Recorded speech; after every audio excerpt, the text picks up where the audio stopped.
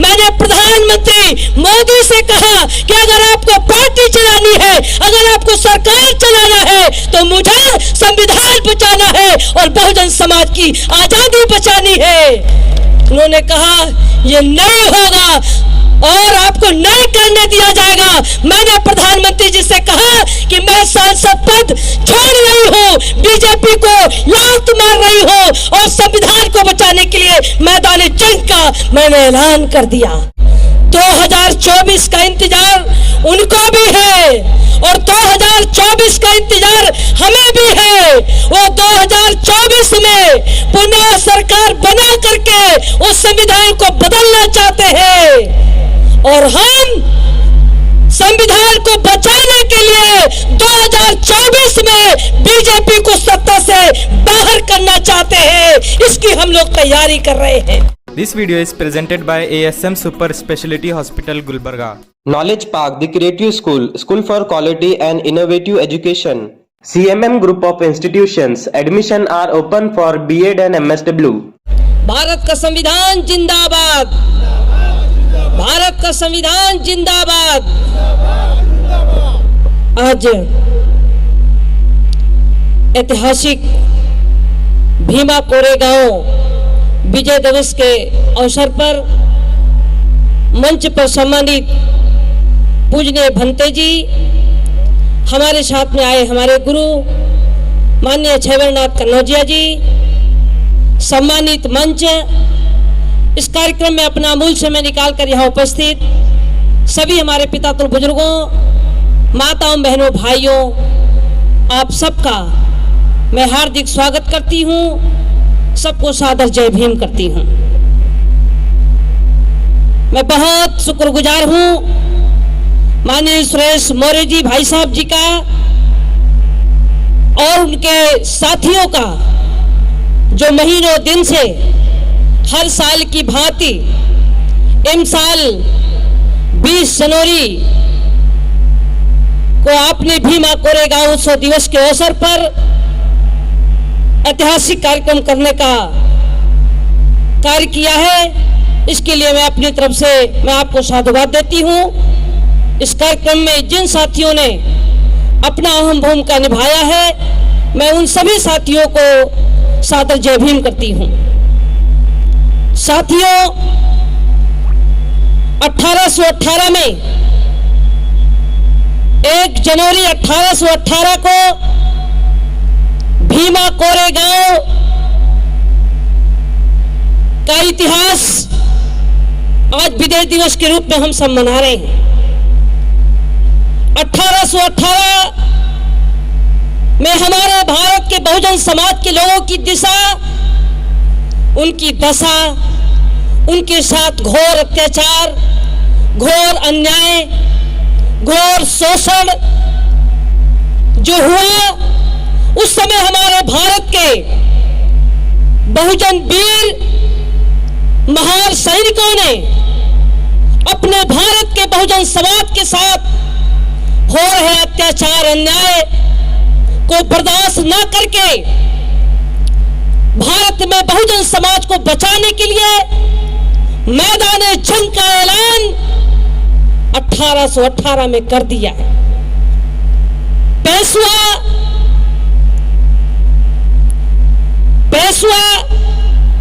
बाजीराव जी को सीधा चैलेंज करते हुए भारत के बहुजन समाज को आजादी दिलाने के लिए जो जंग किया, आज उस जंग को हम सब लोग याद कर रहे हैं।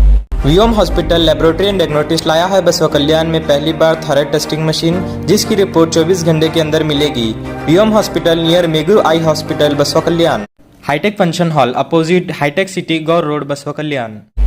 उस समय हमारे भारत के बहुजन समाज के लोगों की जो दुर्दशा थी, लोगों के गले में हाड़ी, कमर में झाड़ू, कमर में घंटी पहनकर, और उनको निकलने का भी टाइम दिया जाता था, भर पेट खाना भी नहीं था, माँ बहनों बेटियों की इज्जत भी सुरक्षित नहीं थी।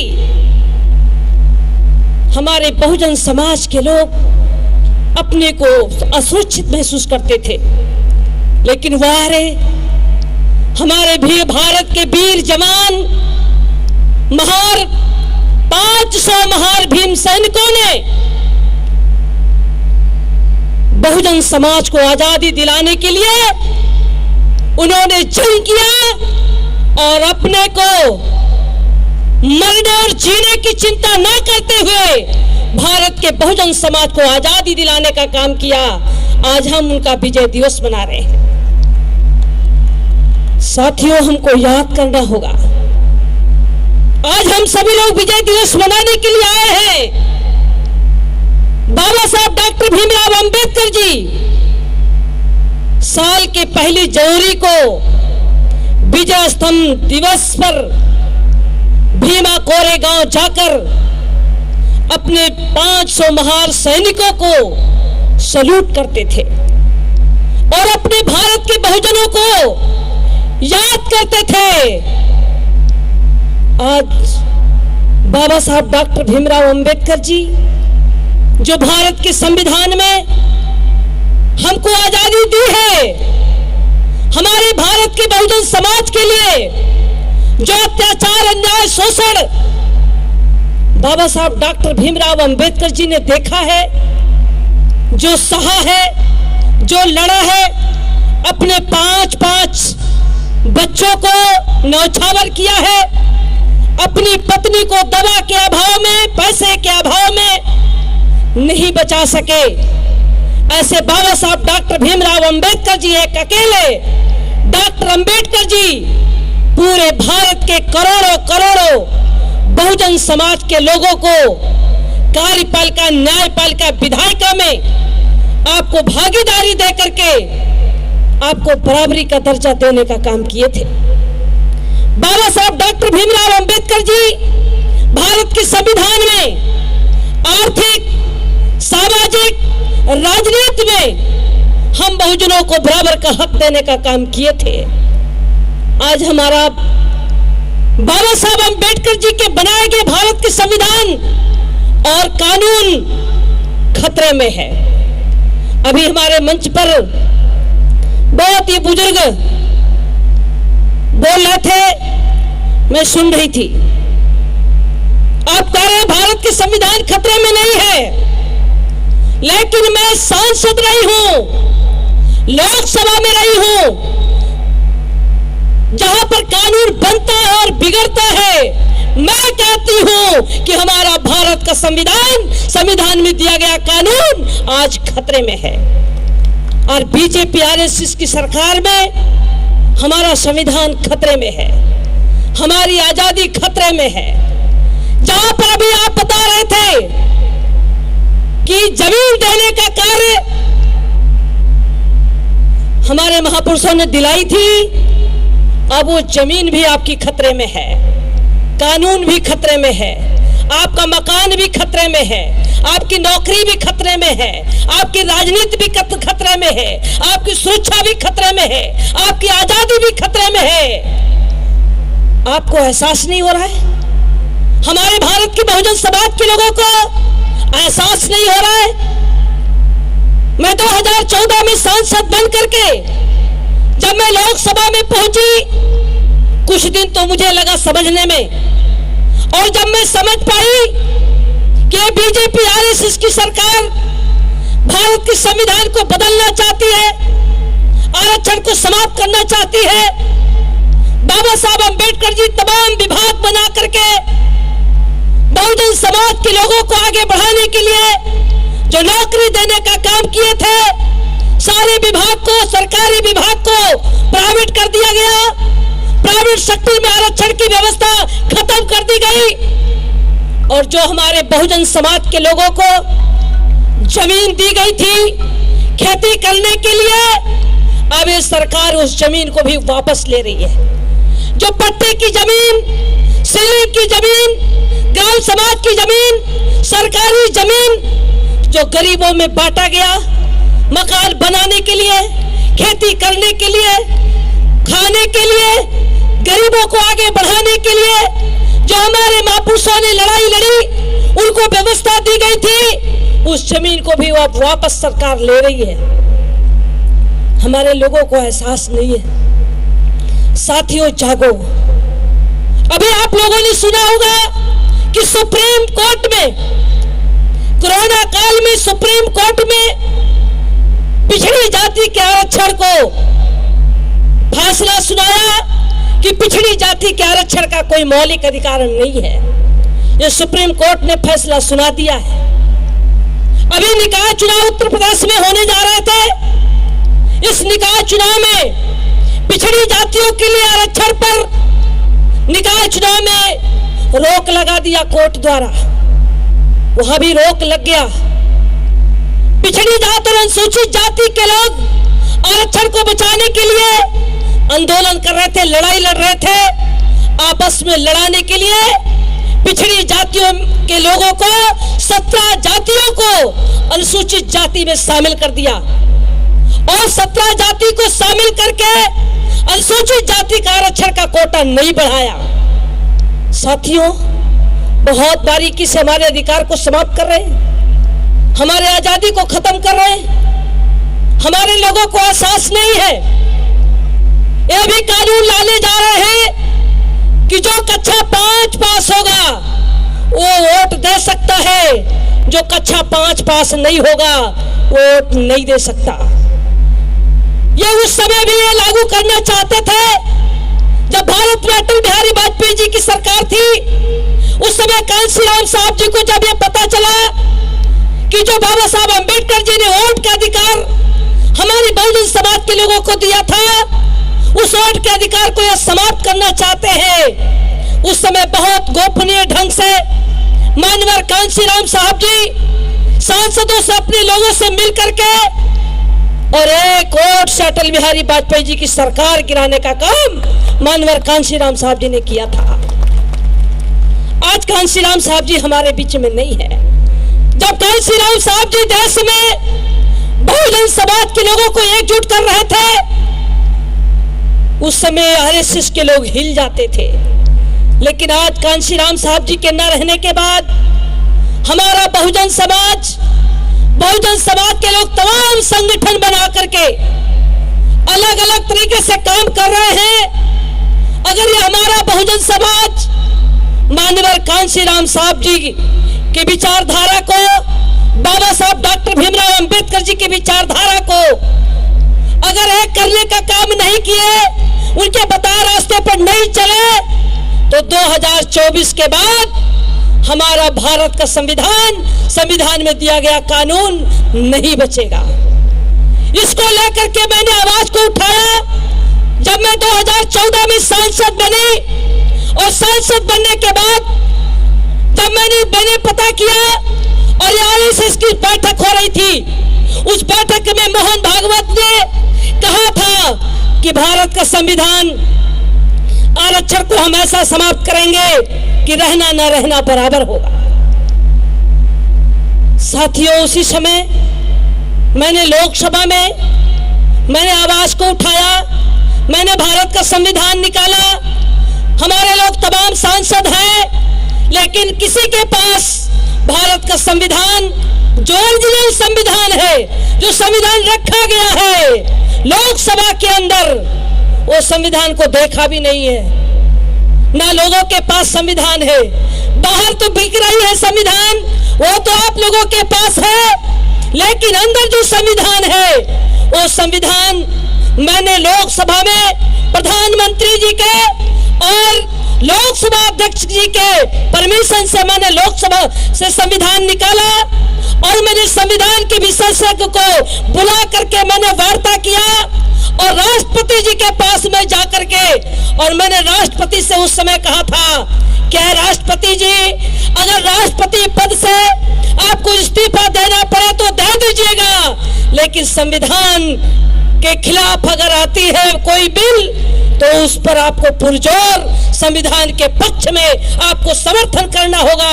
इसके लिए अगर कुर्सी जा रही है तो जाए, लेकिन संविधान हमारा सुरक्षित रहना चाहिए। ये मैंने राष्ट्रपति से जाकर के मैंने बोला था। साथियों, लोकसभा में जब मुझे लगा कि हमारा बहुत कानून खत्म किया गया, संविधान में ढांचा बचा है। हमारा भारत का संविधान धर्मनिरपेक्ष राष्ट्र है, सभी धर्मों की सुरक्षा की गारंटी है। लेकिन भारत को धर्म निरपेक्ष राष्ट्र को खत्म करके अब हिंदू राष्ट्र लाना चाहते हैं, अब राम राज स्थापना करना चाहते हैं। जब राम राज आएगा तो वो राजा होंगे और हम गुलाम होंगे। इस गुलामी की बेड़े को तोड़ने का काम बाबा साहब डॉक्टर भीमराव अंबेडकर जी भारत के संविधान को लिख करके और भारत के बहुजन समाज के लोगों को के बीच में अधिकार दिला करके आपको बराबरी में लाने का काम किए थे। आज उस संविधान को न मान करके वो मनुस्मृति के तहत देश को चलाना चाहते हैं, संविधान में दिए गए कानून को वो समाप्त करना चाहते हैं। अभी तो भारत का संविधान लागू नहीं हुआ, अभी भारत का संविधान लागू नहीं हुआ और इसके पहले ही वो संविधान को बदलना चाहते हैं। साथियों, आपको अभी जानकारी नहीं है, नया लोकसभा तैयार हो गया है, दिल्ली में नया लोकसभा तैयार हो गया है और इसलिए तैयार हो गया है कि बाबा साहब डॉक्टर भीमराव अंबेडकर जी एक हाथ में भारत के संविधान लिए हैं और दूसरी तरफ उंगली उठा करके दिल्ली के लोकसभा की तरफ बहुजन समाज के लोगों को आगाह कर रहे हैं, बता रहे हैं कि भारत के बहुजन समाज के लोग ये भारत के संविधान को लागू कराने के लिए दिल्ली के कुर्सी पर लोकसभा में बहुजन समाज का प्रधानमंत्री बना करके इस देश का हुक्मरान बन करके इस संविधान को जिस दिन लागू कर दोगे उस दिन राजनीतिक, सामाजिक और आर्थिक में आपको बराबर की भागीदारी मिल जाएगी। लेकिन उस लोकसभा का भी नक्शा बदल दिया गया। संविधान जो लोकसभा में रखा है उस संविधान के साथ छेड़छाड़ करने की इनकी पूरी साजिश हो चुकी है और हमारे लोग कहते हैं कि हमारा संविधान कहां खतरे में है। साथियों, जागो, 2024 का इंतजार उनको भी है और 2024 का इंतजार हमें भी है। वो 2024 में पुनः सरकार बना करके उस संविधान को बदलना चाहते हैं और हम संविधान को बचाने के लिए 2024 में बीजेपी को सत्ता से बाहर करना चाहते हैं। इसकी हम लोग तैयारी कर रहे हैं, इसकी हम लोग लड़ाई लड़ रहे हैं। अगर हम लोगों ने आवाज नहीं उठाया, अगर संविधान को बचाने के लिए, लोकतंत्र को बचाने के लिए, बहुजन की आजादी को बचाने के लिए अगर हम एक मंच पर नहीं आए तो 2024 के बाद अगर बीजेपी तो पुनः आए तो संविधान को हम नहीं बचा पाएंगे। इसके लिए हम सब लोग को एकजुट होना होगा, इसके लिए हम सभी लोगों को एकजुट होना होगा। संविधान को बचाने के लिए मैं आर पार की लड़ाई लड़ रही हूँ, चाहे जिन परिस्थितियों का सामना मुझे करना पड़े मैं करूंगी, लेकिन संविधान को बचाने के लिए बहुजन समाज के लोगों को मैं एकजुट करने का कार्य मैं पूरे भारत में घूम कर रही हूँ। जिसको लेकर के ये बीजेपी आरएसएस की सरकार ने हमारा बहुत कुछ नुकसान किया है। साथियों, मैं 9 बार जेल गई हूँ, मैं 9 बार जेल गई हूँ। मैंने पुलिस की लाठी भी खाई है और पुलिस की गोली भी मैं खाई हूँ। और मुझे, चूंकि आप लोग जानते हैं कि बीजेपी आरएसएस की सरकार का जुडूसरी पर कब्जा हो गया है, जुडूसरी पर कब्जा हो गया है, कार्यपालिका न्यायपालिका विधायिका पर कब्जा हो गया है। एक साजिश के तहत संविधान और लोकतंत्र को बचाने के लिए जो लोग आवाज उठाते हैं तो उनको साजिश के तहत मुकदमा दर्ज करा करके जेल भेजवाने की तैयारी हो रही है। कहीं सीबीआई की जांच हो रही है तो कहीं ईडी की जांच हो रही है। और साथियों, जो लड़ाई लड़ रहे हैं उस पर बहुत साजिश के तहत जिस तरीके से आज की सरकार, आरएसएस की सरकार काम कर रही है, अभी अभी मेरे खिलाफ फर्जी मुकदमे दर्ज करके मुझे 1 साल की सजा कर दी गई। हमने उस पर अपील किया, उस पर हमें स्टे मिला। और दूसरा, अभी 17 तारीख को मुझे 6 महीने के लिए जिला कारावास कर दिया गया। अभी इसी 17 तारीख को मुझे जिला कारावास कर दिया गया। कोर्ट ने हुक्म सुना दिया, दूसरे केस में 1 महीने के लिए मुझे जिला कारावास की सजा सुना दी। मैं इधर चली आई हूँ, मैं आप लोग के बीच में चली आई हूँ, इस कार्यक्रम में आई हूँ। और उधर मेरे यहाँ छापा पड़ रहा है, हमें गिरफ्तारी के लिए उधर छापा पड़ रहा है। और मैं आप लोग के बीच में आई हूँ, मैं आप लोगों से बताना चाहती हूँ कि मुझे जेल जाना पड़ेगा तो मैं जेल जाऊंगी। मुझे फांसी पर भी लटकना पड़ा तो संविधान लोकतंत्र आजादी के लिए मैं हंसते हंसते फांसी के फंदे पर झूल जाएंगे। लेकिन संविधान और बहुजन की आजादी के लिए मैदान जंग का जो मैंने ऐलान किया है, मैं ऐलान कर चुकी हूँ। मैं आप लोगों से अपील करने के लिए आई हूँ। ऐ भारत के बहुजन समाज के लोगों, ऐ भारत के बहुजन समाज के लोगों, जागो। मेरे लिए ना सही, भारत के संविधान को, लोकतंत्र को बचाने के लिए जागो, अपनी जमीन को बचाने के लिए जागो, अपने मकान को बचाने के लिए जागो, अपनी नौकरी को बचाने के लिए जागो, अपने रोजगार को बचाने के लिए जागो, बाबा साहब के दिए गए कानून के लिए बचाने के लिए जागो। हमारे महापुरुषों ने जो पेड़ लगाया था उसमें फल आ रहा है, आप लोग खा रहे हो। अब वो पेड़ काटने की तैयारी हो रही है। अगर वो पेड़ कट गया तो फल कहां से खाओगे, तो फल कहां से खाओगे साथियों। तो मैं आप लोगों से अपील करने के लिए आई हूं कि पूरे भारत में बहुजन समाज के लोगों के बीच में घूम करके, मैं बहुजन समाज के बीच में घूम करके मैं अपील करती हूँ कि अपना ईगो खत्म करो, अपना घमंड खत्म करो, अपना स्वार्थ खत्म करो और संविधान को बचाने के लिए मैदान जंग का आप साथ दो, आप सहयोग करो। आप ही सैनिकों, अगर बाबा साहब को मानते हो, अगर संविधान को मानते हो, अगर लोकतंत्र को मानते हो, अगर आजादी चाहते हो, तो 2024 में बीजेपी को सत्ता से आपको बाहर करना होगा। और नहीं अगर चाहते हो तो चुपचाप छोटे छोटे कार्यक्रम करके, साल भर पे कार्यक्रम करके, समाज के लोगों को इकट्ठा करके, भाषण दे करके और घर पे आराम करो। और अगर आप चाहते हो कि संविधान बचे, लोकतंत्र बचे, आजादी बचे, आरक्षण बचे, तो आप लोग को निकलो बंद मकानों से, जंग लड़ो इन बेईमानों से। अब आप लोग को घरों से निकलना होगा, अब अपने बंद मकानों से निकलो और इन बेईमानों से जंग लड़ने के लिए हमारे महापुरुषों ने आपको राह दिया है, आपको रास्ता दिया है। भारत में 90 पर 10 राज कर रहा है और 90 हम गुलाम बन करके और भीख तरीके से हम कह रहे हैं हमारा अधिकार हमको दो। पॉपुलेशन हमारा भारत में सबसे ज्यादा है और सबसे ज्यादा पॉपुलेशन होने के बावजूद भी हम सत्ता में आखिर क्यों नहीं आ पाते। अलग अलग डफली, अलग अलग राग अलापने से काम नहीं चलेगा।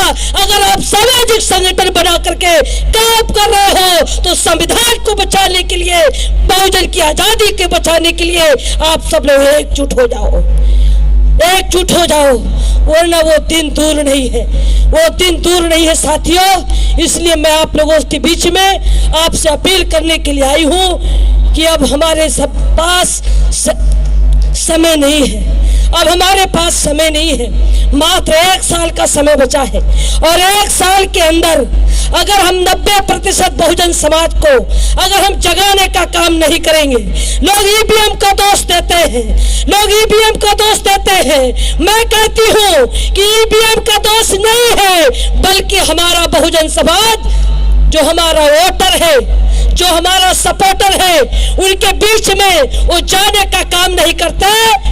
और जब नहीं जाते हैं तो जब चुनाव आता है तो चुनाव के मौके पर कच्चा दारू कच्चा वोट, पक्का दारू पक्का वोट, दे करके, हिंदू मुस्लिम करके, भारत पाकिस्तान करके, मंदिर मस्जिद करके हमारे वोट को डिवाइड करने का एक काम करते हैं। कभी कहते हैं तुम हो हिंदू, हम हो हिंदू, हम है हिंदू, 100 करोड़ देंगे उनको, तोड़ मरोड़, हिंदू हिंदुस्तान कहां से आया, मुसलमान भेजो उनको पाकिस्तान, वरना भेजो इनको कब्रिस्तान।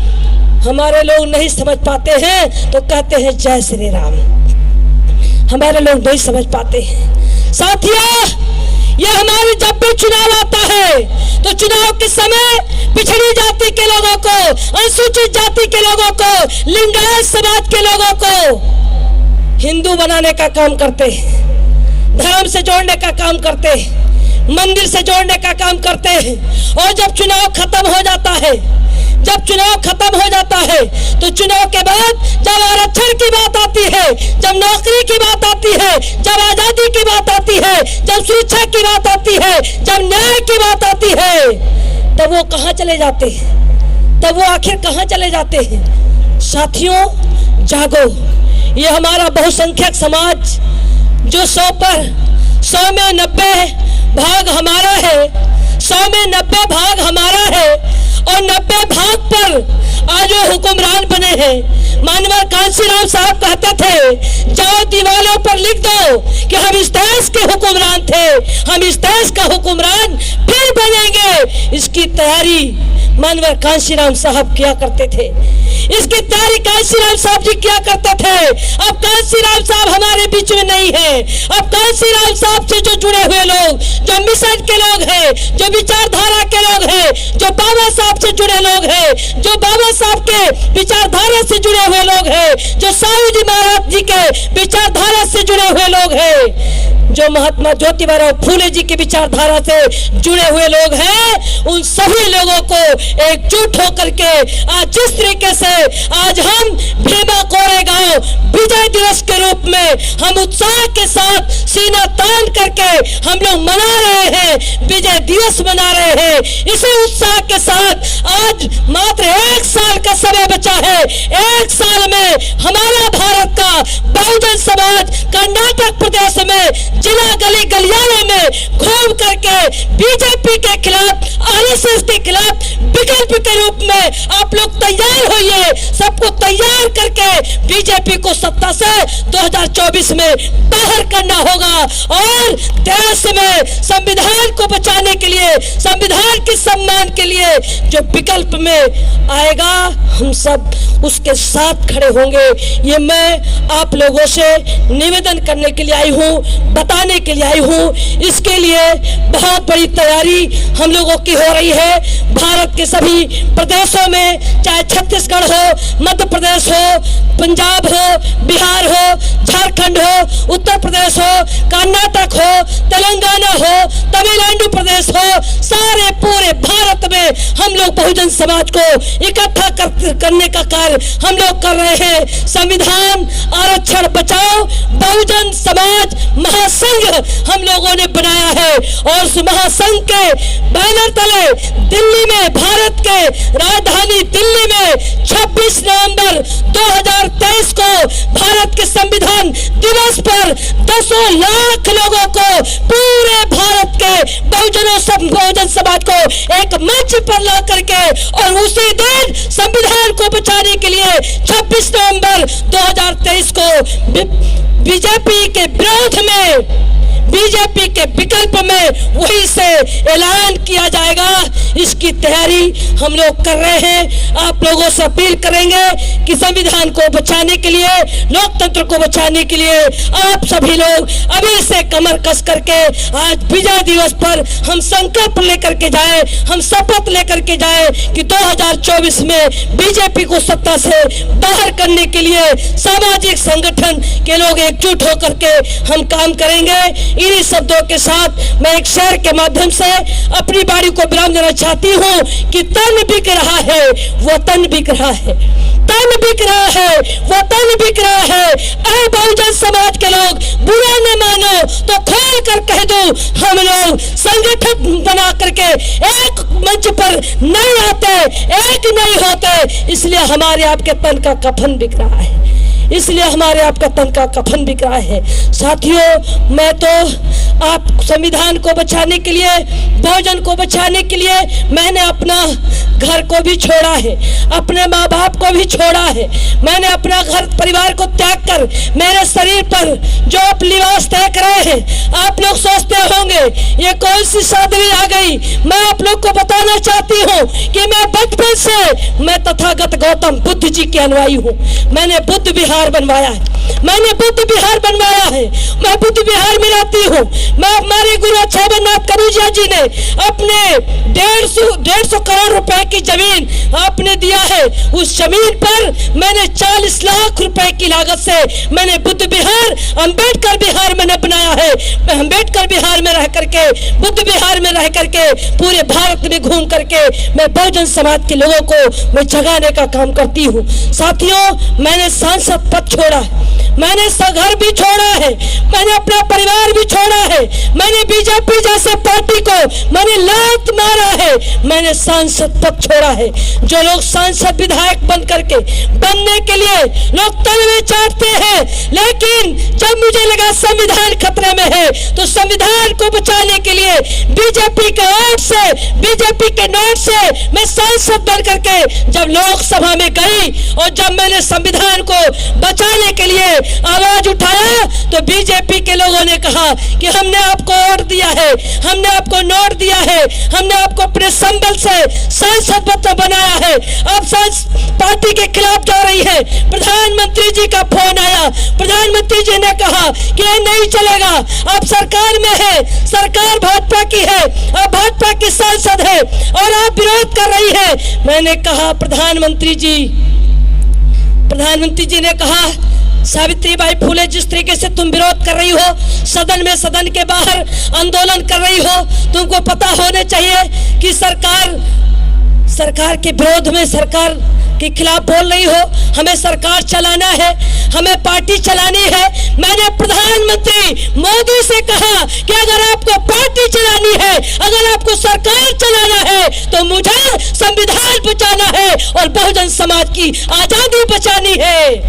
उन्होंने कहा ये नहीं होगा और आपको नहीं करने दिया जाएगा। मैंने प्रधानमंत्री जी से कहा कि मैं सांसद पद छोड़ रही हूँ, बीजेपी को लात मार रही हूँ और संविधान को बचाने के लिए मैदान जंग का मैंने ऐलान कर दिया। साथियों, मैं सांसद थी तो लाखों रुपया मुझे तनख्वाह मिलता था। जब मैं सांसद थी तो मुझे जहाज से चलती थी, जब मैं सांसद थी तो मुझे बड़े बड़े बंगले मिलते थे, जब मैं सांसद थी तो मेरा प्रोटोकॉल था, जब मैं सांसद थी तो बहुत सारी सुविधाएं थी। लेकिन संविधान को बचाने के लिए, बहुजन समाज को बचाने के लिए, आजादी को बचाने के लिए मैंने बीजेपी को छोड़ा, सांसद पद छोड़ करके, अपना परिवार घर छोड़ करके मैं आपके बीच में आपका समर्थन मांगने के लिए आई हूँ, मैं आपका साथ मांगने के लिए आई हूँ, मैं आपका सहयोग मांगने के लिए आई हूँ। साथियों, क्या आप मुझे सहयोग करेंगे? क्या आप लोग साथ देंगे? आप लोग साथ देंगे? बहुत बहुत आपको साधुवाद, आप सबको बहुत बहुत साधुवाद। 26 नवंबर 2023 को भारत की राजधानी नई दिल्ली में बहुत बड़ी रैली होगी। उस रैली में आप लोगों से अपील करती हूँ कि आप लोग उस रैली में आए। इस बीच में फिर मैं कर्नाटक आऊंगी, हमारे बीच में महादेव कामले साहब जी हैं। मैं काफी दिनों से आपके साथ इस क्षेत्र में आने का काम कर रही हूँ। मैं बीदर में भी आ चुकी हूँ, कार्यक्रम में कर चुकी हूँ और 26 नवंबर की तैयारी के लिए इधर आंध्र प्रदेश, तेलंगाना प्रदेश, कर्नाटक प्रदेश और जो भी आसपास के प्रदेश है, इस क्षेत्र में रुक करके हम लोग तैयारी करने का कार्य करेंगे। आप सभी साथियों से, बहुजन साथियों से अपील करूंगी कि आप सभी लोग दल न देखें, नेता न देखें, बल्कि बीजेपी बीजेपी का विकल्प कौन होगा 2024 में। विकल्प को देखते हुए संविधान को बचाने के लिए हम सब लोग एकजुट हो। इन्हीं शब्दों के साथ मैं एक शेर के माध्यम से अपनी बारी को मैं विराम देना चाहती हूँ कि जज व शौक की शहादत को क्या पूछिए, अब तो हमने भी हाथों में सर ले लिया। साथियों, जज व शौक के शहादत को क्या पूछिए, अब तो हमने भी हाथों में सर ले लिया। कत्ल होने से आखिर कहां तक डरो, कातिलों के मोहल्ले में घर ले लिया। अब बहुजन समाज की आजादी को दिलाने के लिए जिस तरीके से 1818 में हमारे बहुजन महापुरुषों ने जिस तरीके से समाज को आजाद कराने के लिए लड़ाई लड़ी है, हमको भी अपनी संविधान को, लोकतंत्र को बचाने के लिए, आजादी को बचाने के लिए हम लोगों को भी एकजुट होकर के संविधान को बचाने के लिए हम लोग को लड़ाई लड़नी होगी। इन्हीं शब्दों के साथ मैं कहना चाहती हूँ कि इतिहास उठा करके देखो, इतिहास उठा करके देखो, यह प्रजातंत्र बस तेरा है। आज जिसके हाथों में सिसक रहा वो बेईमान, छलिया और लुटेरा है। इससे मैदानी जंग के ऐलान कर दिया हूँ। मैं आप लोगों से अपील करने आई हूँ कि निकलो बंद मकानों से, जंग लड़ो इन पैमानों से। इस लड़ाई के लिए मैं आपसे अपील करने के लिए आई हूँ। इन्हीं शब्दों के साथ मैं अपनी बारी को विराम देते हुए विदा लेना चाहती हूँ। जय भीम, जय भारत, नमो बुद्धाय। और मैं आज के इस कार्यक्रम के साथियों का मैं तहे दिल से मैं आपका आभार व्यक्त करती हूँ, आपको सलाम करती हूँ, आपको सल्यूट करती हूँ कि आप भीमा कोरेगांव के विजय दिवस पर तमाम महापुरुषों को, तमाम यहाँ बहुजन समाज के लोगों को बुलाकर, बहुजन चिंतकों को बुला करके, प्रबुद्ध लोगों को बुला करके अपने इतिहास को, यादगार को ताजा कराने का काम किया। मुझे भी बुला करके आपने सम्मान किया, इसके लिए तहे दिल से मैं आपको सल्यूट करते हुए मैं अपनी बारी को विराम देना चाहती हूँ। जय भीम, जय भारत, नमो बुद्धाय।